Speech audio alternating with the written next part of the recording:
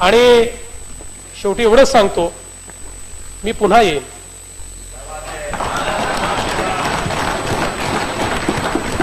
मी पुन्हा येईन याच निर्धारानं, याच भूमिकेत, याच ठिकाणी नव महाराष्ट्राच्या निर्मितीसाठी. मी पुन्हा येईन गावांना जलयुक्त करण्यासाठी, शहरांचा चेहरा बदलण्यासाठी, माझ्या महाराष्ट्राला दुष्काळमुक्त करण्यासाठी, नव महाराष्ट्राच्या निर्मितीसाठी. मी पुन्हा येईन माझ्या युवा मित्रांना अधिक सक्षम बनवण्यासाठी, माझ्या बळीराजाचे हात बळकट करण्यासाठी, नव महाराष्ट्राच्या निर्मितीसाठी.